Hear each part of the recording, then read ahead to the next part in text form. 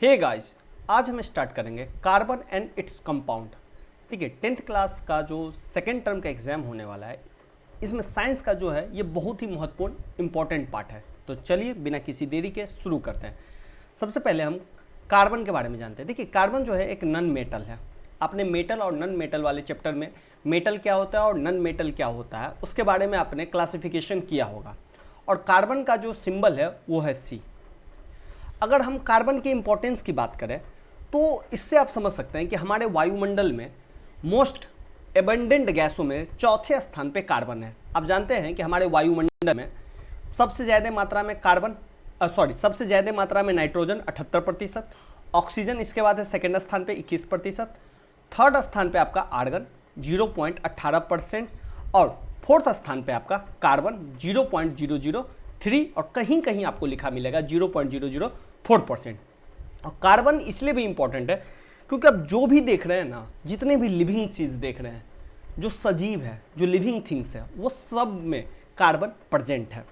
जो भी आप फ्यूल देखते हैं, ईंधन देखते हैं, चाहे वो पेट्रोल हो या डीजल हो या केरोसिन ऑयल हो या जो भी ऑयल देख रहे हैं आप एज ए फ्यूल की तरह हम जिसका यूज करते हैं, उन सभी में कार्बन जो है पाया ही पाया जाता है। तो इसलिए कार्बन हमारे लिए बहुत ही महत्वपूर्ण हो जाता है। तो चलिए कार्बन के बारे में हम आज स्टडी करते हैं। देखिए, कार्बन का जो है ना एटॉमिक नंबर 6 है और आप जानते हैं कि एटॉमिक नंबर 6 होने का मतलब है कि कार्बन में जो प्रोटॉन की संख्या है या जो इलेक्ट्रॉन की संख्या, उसी से कार्बन का एटॉमिक नंबर को डिफाइन किया जाता है। और इस तरह कार्बन का अगर एटॉमिक नंबर 6 है तो इसका जो इलेक्ट्रॉनिक कॉन्फ़िगरेशन होगा वो 2 और 4 होगा।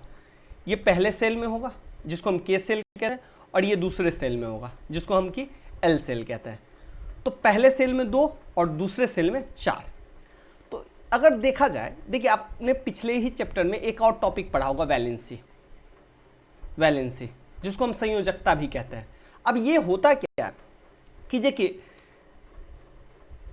इसमें है ना अपना कॉन्फ़िगरेशन पुराना होता है और उस कॉन्फ़िगरेशन के हिसाब से उसका कॉन्फ़िगरेशन होता है 2, यानी कि पहले सेल में 2, दूसरे सेल में 8, तीसरे सेल में 8, चौथे सेल में 18। फिर इस तरह से ये बढ़ता हुआ जाता है, यानी कि प्रत्येक सेल का अपना अष्टक है, अपना कॉन्फ़िगरेशन है जिसे उसे पूरा करना ही पड़ेगा। अगर फर्स्ट सेल में 2 इलेक्ट्रॉन होने चाहिए, अगर नहीं है तो वो स्टेबल नहीं है, इनस्टेबल है। अगर 8 इलेक्ट्रॉन नहीं है दूसरे और तीसरे में तो ये अनस्टेबल है। तो उसे क्या करना होता है, स्टेबल पुराने के लिए या तो वो किसी से ले लेगा या किसी को वो अपना इलेक्ट्रॉन दे देगा और इस तरह से वो अपना कॉन्फ़िगरेशन में स्टेबल पाल लेगा।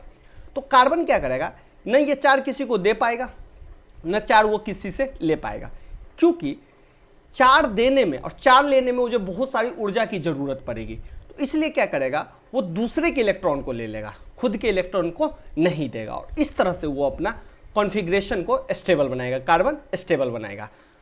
तो ये रहा इसके बारे में है। और देखिए 4 है ना, तो इसीलिए उसे कहा गया टेट्रावैलेंट। टेट्रा का अर्थ होता है 4 और वैलेंट मतलब जो बाहरी सेल में जो इलेक्ट्रॉन है उसे हम कहेंगे वैलेंट कहेंगे। तो ध्यान रखिएगा, इसका जो बाहरी सेल है यही है बाहरी सेल। जैसे मान लेते हैं ऑक्सीजन है, तो ऑक्सीजन का परमाणु संख्या होता है 8 एटॉमिक नंबर। अगर इसके हम कॉन्फ़िगरेशन को लिखें तो हम क्या लिखेंगे, 2 और 6। अब देखिए इस 6 है और उसे पुराने कितने हैं, 8 पुराने, तो वो क्या करेगा, 2 किसी से ले लेगा, यानी कि वो 2 किसी को देगा नहीं, 6 किसी को देगा नहीं, बल्कि 2 किसी से ले लेगा, क्योंकि 2 लेने में उसे आसानी है। तो ये जो 2 है यही वैलेंसी है। समझ गए होंगे। तो इस तरह से आपको, जैसे आप मान लेते हैं, एक और मान लेते हैं क्लोरीन का एटॉमिक नंबर है 17। अगर इसका आप निकालिएगा तो ये निकलेगा आपका 2, पहले सेल में 2, दूसरे सेल में 8, तीसरे सेल में 7। अब देखिए 7 तो वो किसी को दे नहीं सकता, तो वो क्या करेगा, किसी से एक ले लेगा। इस तरह से इसका जो है स्टेबल वो पालेगा और ये जो एक लेगा यही उसका वैलेंसी होगा। ध्यान रखिएगा, अपना अष्टक को स्टेबल करने के लिए या अपने कॉन्फ़िगरेशन को स्टेबल करने के लिए जो इलेक्ट्रॉन या तो वो देगा या इलेक्ट्रॉन जो लेगा वही उसका वैलेंसी होगा। ऑक्सीजन वाले केस में इसका वैलेंसी 2 हो जाएगा और क्लोरीन वाले केस में इसका वैलेंसी 7 होगा। ऐसा नहीं है कि वो सिर्फ लेगा, कई केस में वो किसी दूसरे को देगा भी। जैसे अगर हम बात करें नाइट्रोजन का एटॉमिक नंबर की बात करें तो इसका होता है 7। तो ये हो गया कॉन्फ़िगरेशन 2 और 5। तो ये क्या करेगा, 3 किसी से ले लेगा। तो ये कुछ इस तरीके का कॉन्फ़िगरेशन, और 4 लेगा तो इसीलिए उसे टेट्रावैलेंट कहा जाता है। तो यहीं पे है कि कार्बन जो है न 4 को लूज कर सकता है न 4 को गेन कर सकता है, क्योंकि उसको लूज करने में काफ़ी डिफिकल्टी होगी और लूज गेन करने में उसे काफ़ी एनर्जी चाहिए जो कि उसके पास नहीं होता है। तो इसलिए वो क्या करेगा, दूसरे से अपना काम चला लेगा, जो कि हम आगे चैप्टर में डिस्कस करेंगे। अब देखिए कुछ और आइटम्स होते हैं जैसे हाइड्रोजन, ऑक्सीजन, नाइट्रोजन, क्लोरीन। ये अल्सो जो है ये भी कार्बन की तरह शेयरिंग ऑफ इलेक्ट्रॉन करते हैं। देखिए आपने पिछले चैप्टर में आपने पढ़ा होगा बॉन्ड बनना, तो 2 तरह के बॉन्ड बनते हैं, ये हमेशा ध्यान रखिएगा। एक बॉन्ड जिसको आयनिक बॉन्ड कहते हैं और एक बॉन्ड होता है कोवैलेंट बॉन्ड। तो जो कोवैलेंट बॉन्ड है जो बनते हैं वो शेयरिंग ऑफ इलेक्ट्रॉन से बनते हैं। मैं उम्मीद कर रहा हूं कि ये सब चीज़ आपको पता होगा कि इलेक्ट्रॉन क्या होता है, प्रोटॉन क्या होता है, न्यूट्रॉन क्या होता है, ये सब मैं जान के चल रहा हूं कि आपको पता होगा। अब देखते हैं, the bond formed by the sharing of electron between same or different atom is covalent bond. जब भी इलेक्ट्रॉन का शेयरिंग होगा और उससे जो बॉन्ड बनेगा उसी को हम कोवैलेंट बॉन्ड कहेंगे। और ये 3 तरह के बॉन्ड होंगे, सिंगल बॉन्ड, डबल बॉन्ड या ट्रिपल बॉन्ड। तो देख लेते हैं उसके कुछ एग्जाम्पल। देखिए ये है single bond between hydrogen atom. देखिए हाइड्रोजन का जो एटॉमिक नंबर होता है वो 1 होता है, ठीक है। मान लेते हैं ये हाइड्रोजन का 1 एटॉमिक नंबर है, इसको हम 1 मान लेते हैं, ये एटॉमिक नंबर है और ये भी एटॉमिक नंबर है। अब देखिए हाइड्रोजन को पहला सेल में 1 इलेक्ट्रॉन है, लेकिन स्टेबल होने के लिए कितने चाहिए, 2 होने चाहिए। तो वो क्या करेगा, इससे 1 ले लेगा। अब देखिए अब कितने होंगे, 1 और 2, और ये हाइड्रोजन क्या करेगा, इससे 1 ले लेगा। तो इस तरह से ये अपना इलेक्ट्रॉन कुछ बॉन्ड जो है इस तरह से बनाएगा। तो ये जो हुआ सिंगल कोवैलेंट बॉन्ड है। क्यों, क्योंकि यहाँ पे जो है इलेक्ट्रॉन की शेयरिंग हुई है, इसने इसको दे दिया, इसने इसको दे दिया। अब देखिए ऑक्सीजन, ऑक्सीजन का क्या है, ऑक्सीजन का जो एटॉमिक नंबर होता है वो होता है 8। अगर इसका हम इलेक्ट्रॉनिक कॉन्फ़िगरेशन लिखे तो ये आएगा 2 और 6। अब देखिए एक ऑक्सीजन यहाँ पे ले लेते हैं, एक ऑक्सीजन यहाँ पे ले लेते हैं, अब 6 लिखते हैं। अब देखिए वो क्या करेगा, वैलेंसी क्या करेगा, ये 2 किसी से लेगा, तो ये 6, देखिए 1 2 2 4 2 6, इसका भी ऐसे लिखेंगे 2 इलेक्ट्रॉन 2 4 इलेक्ट्रॉन 2 6 इलेक्ट्रॉन, उसको 2 ही चाहिए तो वो क्या करेगा, इससे 2 ले लेगा। अब देखिए इसका 8 फुट गया, 2 2 4 2 6 2 8, और ये इससे ले लेगा 2। अब देखिए यहाँ पे 2 पेयर ऑफ इलेक्ट्रॉन का शेयरिंग हुआ है, यहाँ पे 1 पेयर का शेयरिंग हुआ था, यहाँ पे 2 पेयर का। तो इस तरह से ये बन जाएगा डबल बॉन्ड, यानी कि डबल कोवैलेंट बॉन्ड।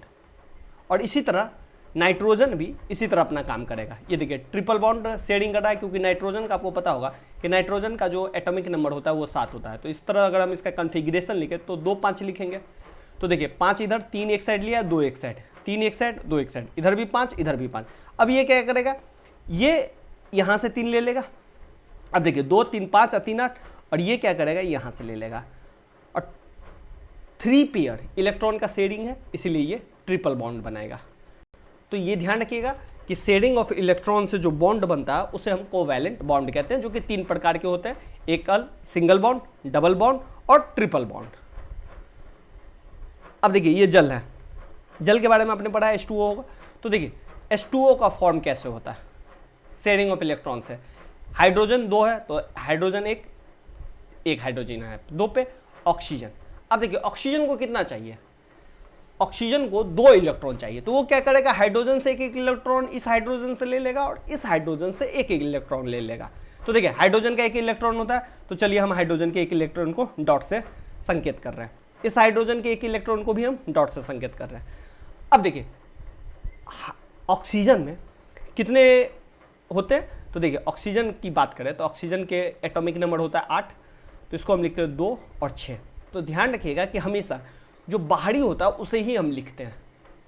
तो 6 लिखना है तो देखिए 2 यहाँ पे लिख देंगे, 2 यहाँ पे लिख देंगे, और 1 यहाँ पे लिखेंगे और 1 यहाँ पे लिखेंगे। अब देखिए ऑक्सीजन को कितना चाहिए, ध्यान रखिएगा कि ऑक्सीजन को चाहिए टोटल 2 चाहिए, 6 तो इसके पास है और उसको 8 पुराना है अपना अष्टक में। तो ये क्या करेगा, इससे भी ले लेगा और इससे भी ले लेगा। अब देखिए अब इसके कितने होंगे, 6 इसके अपने थे, 1 इससे ले लिया, 1 इससे ले लिया, 8 हो गया। हाइड्रोजन को 2 पुराना है तो ये हाइड्रोजन का 1 अपना हो गया और 1 ये इससे ले लेगा। तो देखिए 1 इस गोला में 2, और ये भी कुछ इसी तरीके से करेगा, तो कुछ इस तरीके का बॉन्ड बन जाएगा HOH, इसी को हम कहते हैं H2O। देखिए ये लिखने का ढंग है, आप ऐसे भी लिख सकते हैं, कोई दिक्कत नहीं है, ये लिखने का ढंग है, कैसे भी आप इसको लिख सकते हैं। अब देखते हैं नेक्स्ट। देखिए फिजिकल प्रॉपर्टी क्या है कोवैलेंट बॉन्ड के। देखिए कोवैलेंट बॉन्ड का अगर फिजिकल प्रॉपर्टी की बात करें तो इसका जो बॉइलिंग पॉइंट जो है वो काफ़ी लो है, मेल्टिंग एंड बॉइलिंग पॉइंट काफ़ी लो है, और ये जो लो है ये जो है वीक इंटरमॉलिक्यूलर फोर्स के कारण, इसका जो अंदर का जो आणविक बल जो होता है मॉलिक्यूलर फोर्स वो काफ़ी कमजोर होता है। और अगर बात करें तो ये पुअर कंडक्टर है इलेक्ट्रिसिटी का। अब देखते हैं कार्बन का नेचर क्या है, वर्सेटाइल नेचर ऑफ कार्बन।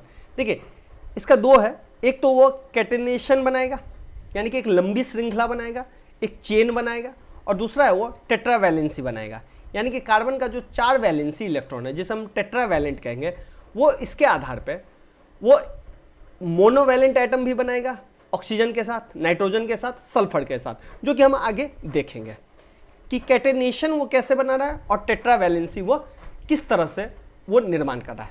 तो सबसे पहले हम बात करेंगे कार्बन के सैचुरेटेड कंपाउंड की और अनसैचुरेटेड कंपाउंड की। और इस सैचुरेटेड अनसैचुरेटेड कार्बन कंपाउंड की बात करें तो इससे पहले हम हाइड्रोकार्बन के बारे में बात कर लेते हैं कि देखिए कार्बन के साथ जब भी हाइड्रोजन का संयोग होगा तो उसे ही हम हाइड्रोजन कार्बन कहेंगे। तो ये हाइड्रोकार्बन या हाइड्रोजन कार्बन इसे ही कहेंगे। हाइड्रोकार्बन 2 प्रकार के होते हैं, एक सैचुरेटेड एक अनसैचुरेटेड। ध्यान रखिएगा कि सैचुरेटेड में हमेशा सिंगल बॉन्ड होगा कार्बन एटम्स के बीच, और अनसैचुरेटेड में डबल बॉन्ड भी हो सकता है और ट्रिपल बॉन्ड भी हो सकता है। तो ये हुआ सिंगल बॉन्ड कार्बन कार्बन के बीच, और अनसैचुरेटेड में कार्बन कार्बन के बीच डबल बॉन्ड और ट्रिपल बॉन्ड। सैचुरेटेड को एल्केन्स बोला जाता है और अनसैचुरेटेड को डबल बॉन्ड में एल्किन्स बोला जाएगा और ट्रिपल बॉन्ड में एल्काइंस बोला जाएगा। तो इस चीज को ध्यान रखिएगा। एल्केन्स का फॉर्मूला होता है CnH2n+2, एल्किन्स का फॉर्मूला होता है CnH2n, और एल्काइंस का फॉर्मूला होता है CnH2n-2। तो ये 3 फॉर्मूला आप ध्यान रखिएगा। देखिए ये कुछ नहीं है, बस यहाँ पे N समूह लगा है, यहाँ पे इंस लगा है और यहाँ पे आइंस लगा हुआ है। तो इस तरह से आप चीज़ों को पढ़िएगा।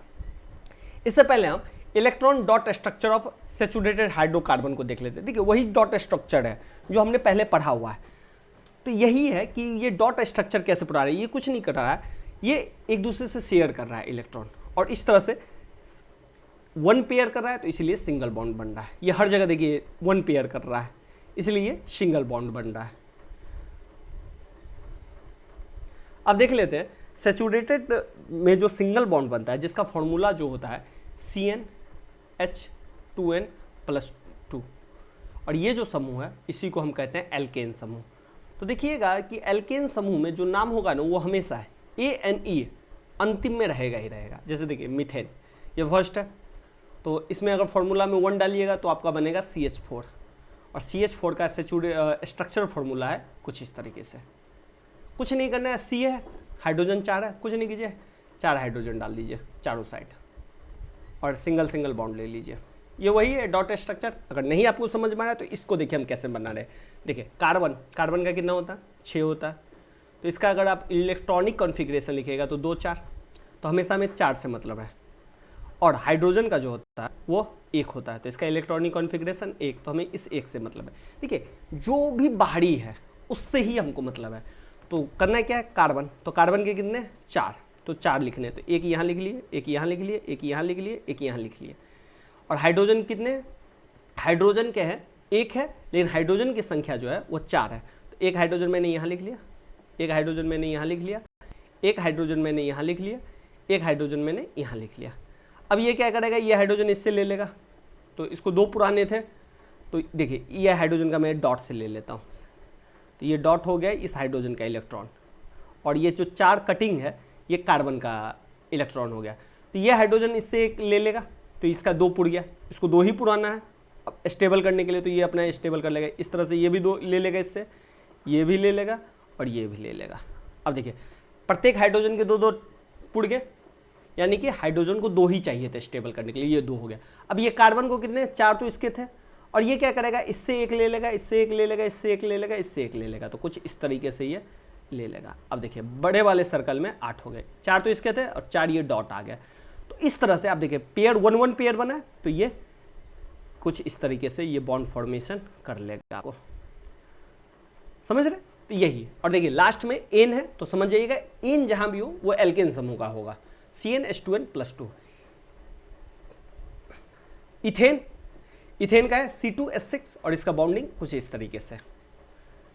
इथेन के बाद होगा प्रोपेन C3H8, कार्बन 3, हाइड्रोजन 8।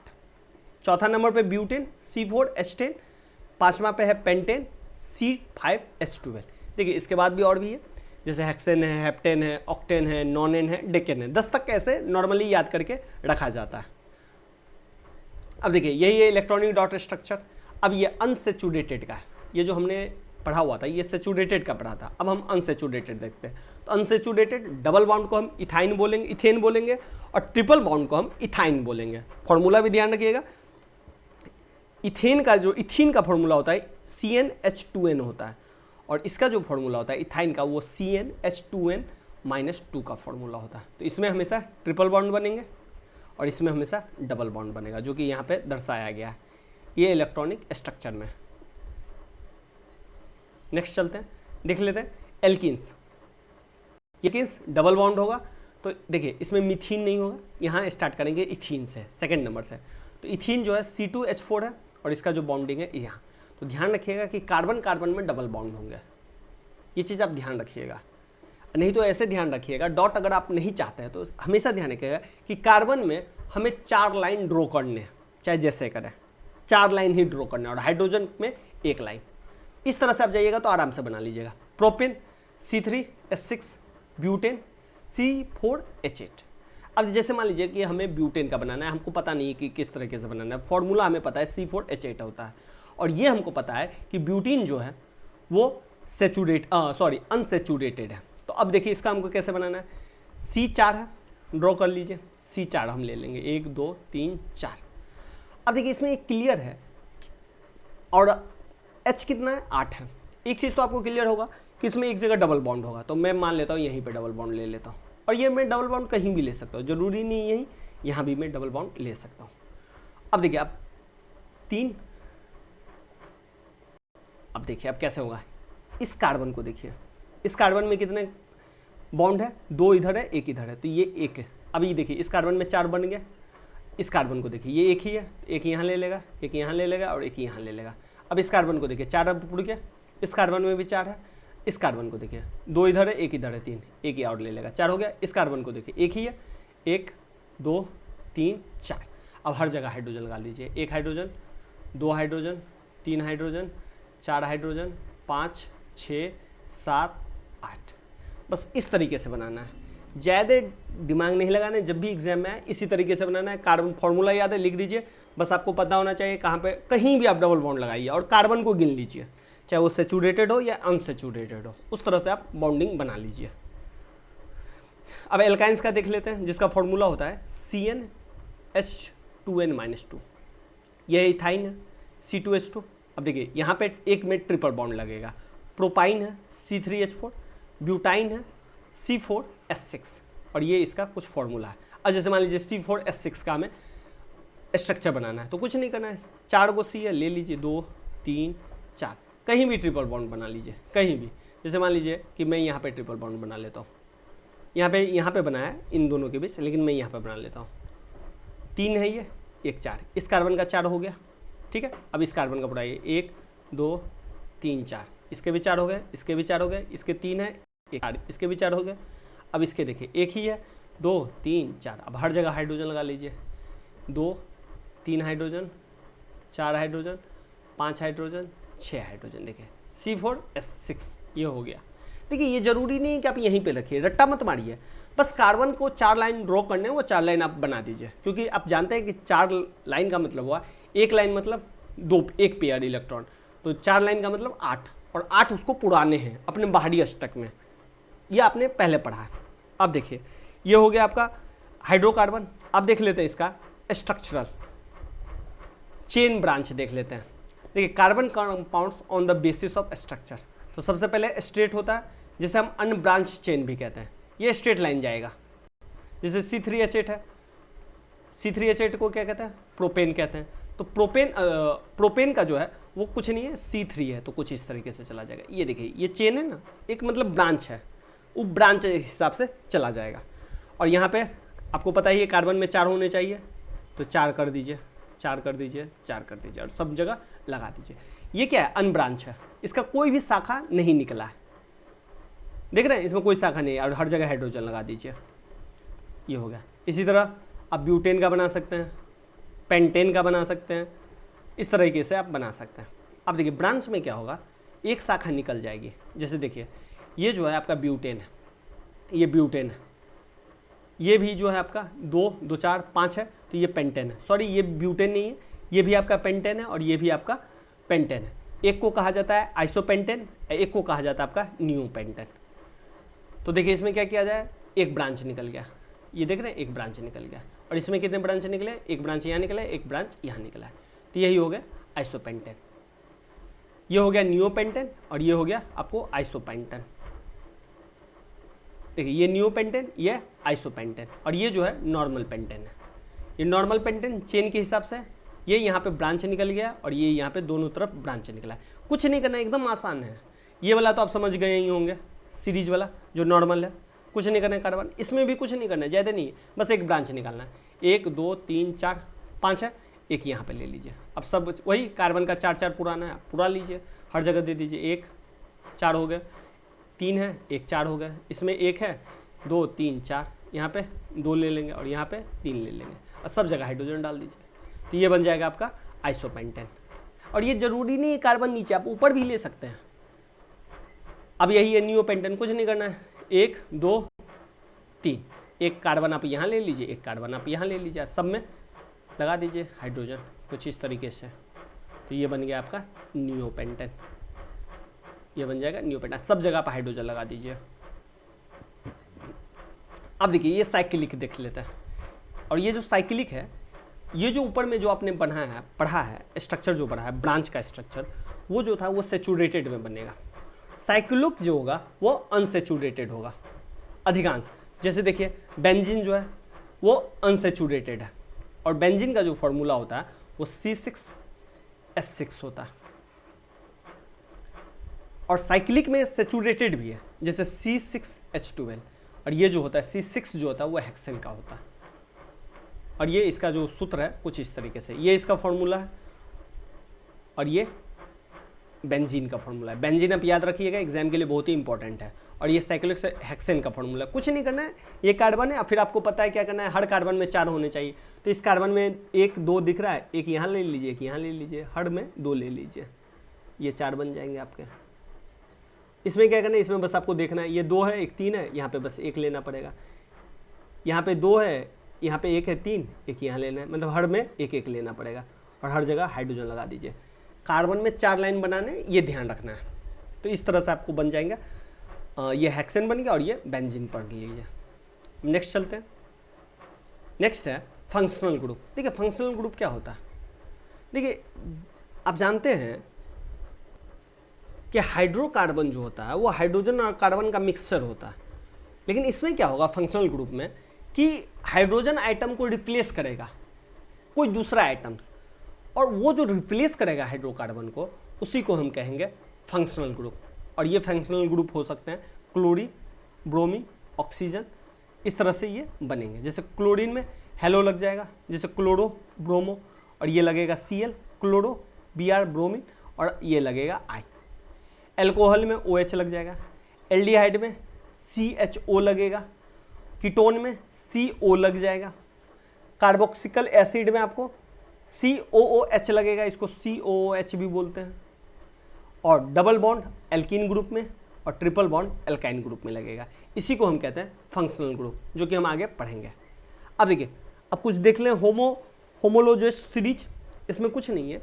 इसमें जो है ना फंक्शनल ग्रुप ऐड होगा उस हाइड्रोकार्बन चेन में, और वहीं से ये बनेगा। और इसका जो डिफरेंस होगा ना, इसमें ये CH2 का डिफरेंस रहेगा, जैसे देखिए CH3 में CH2 जोड़िएगा तो क्या बनेगा C2H5, देखिए C2H5 आ गया। इसमें जोड़िएगा तो C3H7 बनेगा, CH2 जोड़िएगा, देखिए ये जो CH2 का जो डिफरेंस है यही है होमोजीनियस सीरीज कहिए या होमोलोगस सीरीज कहिए, और इसका जो अंतर है ये 14 यूनिट होता है।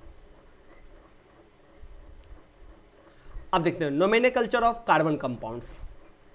देखिए ये जो है नंबर ऑफ कार्बन आइटम से आइडेंटिफाई किया जाता है, और फंक्शनल ग्रुप इंडिकेट करता है इसके सफिक्स को और प्रीफिक्स को। अब जानते होंगे सफिक्स कहाँ लगता है और प्रीफिक्स कहाँ लगता है।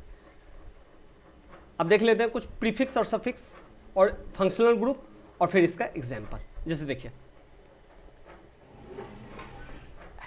हेलोजन, हेलोजन है वो प्रीफिक्स लगेगा, और ये प्रीफिक्स लगेगा क्लोरो, ब्रोमो और आइडो। अब देखिए प्रीफिक्स क्या होता है पहले लग जाता है और सफिक्स क्या होता है बाद में लग जाता है। जैसे अब देखिए ये क्या है, सबसे पहले आपको पता होना चाहिए ये कितना है। तो देखिए कार्बन कितने हैं 3 है, 3 कार्बन और हाइड्रोजन देख लीजिए, तो ये इस हिसाब से है, ये हाइड्रोजन को रिप्लेस किया है और जिसमें कोई फर्क नहीं पड़ा। तो ये जो फॉर्मूला है ये प्रोपेन का फॉर्मूला है, और हाइड्रोजन को रिप्लेस करके क्लोरीन आया। तो देखिए कार्बन को कोई असर हुआ नहीं हुआ, और सबका अपना अपना स्टेबल है, वैलेंसी स्टेबल है, तो इस हिसाब से Cl आया। तो सबसे पहले हम कहेंगे क्लोरो और फिर बोलेंगे प्रोपेन, तो ये हो गया क्लोरो प्रोपेन। अल्कोहल में क्या होगा सफिक्स OL लग जाएगा।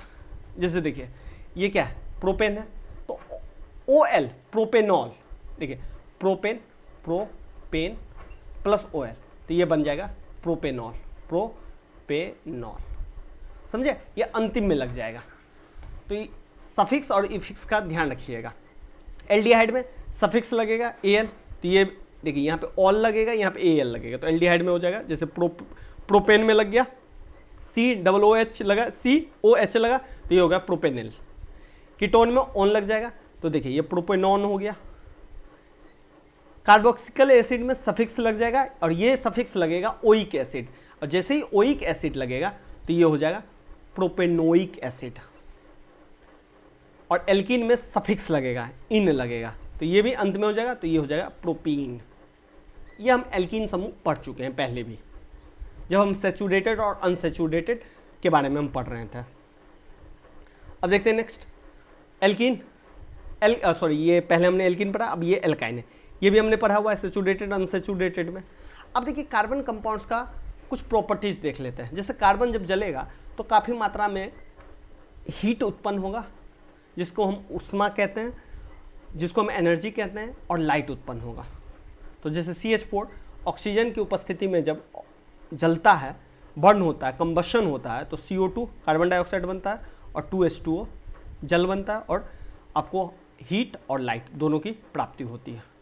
एक चीज़ और भी याद रखिएगा, कार्बन और इसका जो कंपाउंड है उसको अधिकांश फ्यूल के तौर पे यूज किया जाता है, और जब यह एयर की उपस्थिति में बर्न होता है तो ये हीट एनर्जी को प्रोड्यूस करता है। सैचुरेटेड हाइड्रोकार्बन अगर बर्न होगा एयर में तो वो ब्लू और नॉन सूटी फ्लेम दिखेगा, और जब अनसैचुरेटेड हाइड्रोकार्बन बर्न होगा तो ये येलो सूटी फ्लेम दिखेगा, क्योंकि यहाँ पे जो कार्बन का जो परसेंटेज है वो ज़्यादा है सैचुरेटेड कार्बन की तुलना में। ये चीज़ ध्यान रखिएगा, सैचुरेटेड हाइड्रोकार्बन में ब्लू और अनसैचुरेटेड में येलो। कार्बन का सेकेंड प्रॉपर्टी है ऑक्सीडेशन। अब इसमें क्या होगा, जैसे एथेनॉल है और ये एल्किलीन और एसिडिक की सहायता से जब भी उसका ऑक्सीडाइजेशन होगा तो ये इथेनोइक एसिड बनाएगा। फिर इसका है एडिशन रिएक्शन होगा, और ये एडिशन रिएक्शन में क्या होगा कि अनसैचुरेटेड को अनसैचुरेटेड हाइड्रोकार्बन को सैचुरेटेड हाइड्रोकार्बन में बदला जाएगा, और इसी प्रक्रिया में आपको वनस्पति घी जो है वो बनाया जाता है। तो ये भी ध्यान रखिएगा, वनस्पति घी का मतलब होता है वेजिटेबल ऑयल्स। इसी प्रक्रिया के द्वारा वेजिटेबल्स ऑयल को कन्वर्टेड किया जाता है वेजिटेबल घी में। सब्स्टिट्यूशन रिएक्शन होता है, और ये सब्स्टिट्यूशन रिएक्शन में CH4 Cl2 होता है सनलाइट की उपस्थिति में, तो ये बन जाता है CH3 Cl और HCl। अब थोड़ा सा हम पढ़ लेते हैं फिजिकल प्रॉपर्टीज एथेनॉल की और इथेनोइक एसिड की। और सबसे पहले हम पढ़ेंगे फिजिकल प्रॉपर्टीज ऑफ एथेनॉल। अगर एथेनॉल की फिजिकल प्रॉपर्टी की बात करें तो ये वाटर में सॉल्युबल है, वोलाटाइल लिक्विड है, और इसका जो बॉइलिंग पॉइंट है वो काफ़ी ज़्यादा है, 351 केल्विन है। और ये जो है न्यूट्रल कंपाउंड है, इसको हिंदी में उदासीन भी कहते हैं, यानी किसी से कोई मतलब नहीं। केमिकल प्रॉपर्टीज़ की बात करें तो ये सोडियम के साथ रिएक्शन होगा इसका, और सोडियम एथोक्साइड बनाएगा और साथ में हाइड्रोजन गैस मुक्त होगा। डिहाइड्रेशन होगा इसका, और ये डिहाइड्रेशन करके ये बनाएगा। अगर हम इथेनोइक एसिड की बात करें और इसकी फिजिकल प्रॉपर्टीज की बात करें, यह कलरलेस लिक्विड है, सोर टेस्ट होता है, खट्टा टेस्ट होता है, और स्मेल ऑफ विनीगर की तरह वो स्मेल करेगा। इसका बॉइलिंग पॉइंट भी 351 केल्विन है। अगर हम प्योर CH3COOH को फ्रीज करें तो यह कलरलेस आइस लाइक सॉलिड की तरह होगा, इसलिए इसे ग्लेशियर एसेटिक एसिड भी कहा जाता है अगर इसे हम जमाई तो। केमिकल प्रॉपर्टीज की बात करें तो एस्टेरिफिकेशन होता है इसका, जिससे एस्टर का निर्माण होता है और साथ साथ जल का भी निर्माण होता है। बेस के साथ, क्षार के साथ, आपने सेकेंड चैप्टर में पढ़ा होगा, ये रिएक्शन करता है और सॉलिड एसीटेट का निर्माण करता है। रिएक्शन करता है कार्बोनेट्स के साथ और हाइड्रोजन कार्बोनेट्स के साथ, और सोडियम एसीटेट का निर्माण करता है। अब थोड़ा सा हम बात कर लेते हैं सोप्स और डिटर्जेंट की। सोप इज ए सोडियम और potassium salt of long chain of carboxyl acid. Soap जो होता है सोडियम और पोटेशियम साल्ट का लंबा एक श्रृंखला होता है, जैसे C17H35COONA+। सोप जो है, साबुन जो है, वो सिर्फ सॉफ्ट वाटर मृदु जल में ही काम करता है, और डिटर्जेंट जो है ये दोनों जल में काम करेगा। और डिटर्जेंट की बात करें, ये अमोनियम और सल्फेट साल्ट का लंबा चेन होता है, ये भी कार्बोक्सिल एसिड से ही बनाया जाता है। तो ध्यान रखिएगा, सोप जो है पोटासियम और सोडियम का है, और डिटर्जेंट जो है अमोनियम सल्फेट का है। सोप जो है सॉफ्ट वाटर में काम करेगा और डिटर्जेंट सॉफ्ट में भी और हार्ड वाटर में भी काम करेगा। अब देखिए सोप का मॉलिक्यूल है, देखिए ये आयनिक पार्ट है और ये long hydrocarbon chain hydrophobic part है। तो ये देखिए ये हाइड्रोफोबिक एंड है और ये हाइड्रोफोबिक एंड है, ये दोनों है। एक एंड जो है वो आयनिक है और एक एंड जो है हाइड्रोफोबिक एंड है। अब देखिए ये जो सोप जो है वो किस तरह से एक्शन करता है और गंदगी को कैसे निकालता है। तो देखिए गंदगी जो होता है ना, अधिकांश गंदगी जो होता है, मेल जो होता है, वो क्या डर्ट जिसको बोलते हैं, वो जो होता है ना वो ऑयली होता है। तो ये क्या करता है, इसके जो हाइड्रोफोबिक एंड है उससे ये कनेक्ट कर जाता है, ये इससे कनेक्ट कर जाता है और धीरे धीरे ये इसको पिघलाना स्टार्ट करता है, और इस तरह से ये जो है इसमें सॉल्युबल हो जाएगा और ये जो कपड़ा में ये जो गंदगी लगा रहेगा ये साफ हो जाएगा। समझ गए होंगे आप लोग। अब अंतिम पे ही चल रहे हैं हम।